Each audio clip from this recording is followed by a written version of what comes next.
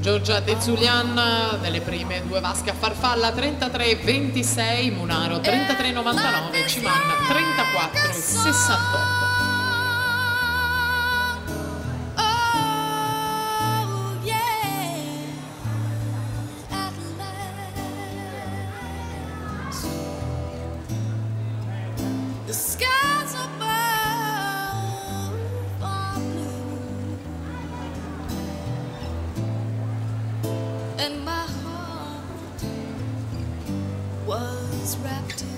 Siamo a metà gara intanto con Giorgia De Zulian ancora avanti 1,12,93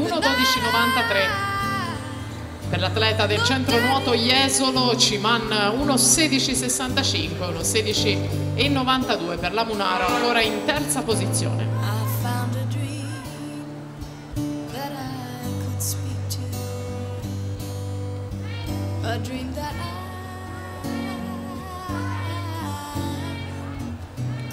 Per la quinta serie sono i blocchi Altea Burlina, Leo Sport in corsia 1, Aurora Leghissa per la Rarinante Sadria Monfalcone in corsia 2, in corsia 3 Emma Maria Romito, Team Euganeo, in 4 Giada Baroni, Riviera Nuoto, in 5 Eva Cimenti, Piave Nuoto, in 6 Elisa Zappia, Sport Management.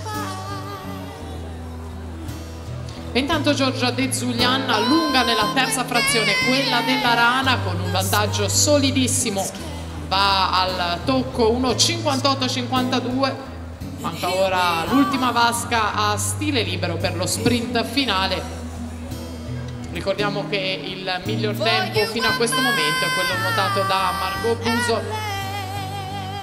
Per Margot Buso il tempo di 2,33,08. Andiamo a vedere la De Zulian, per lei il touch finale in 2,34,92. Alle sue spalle la meglio Aurora Munaro 2,40,69, poi la Ciman 2,41,20.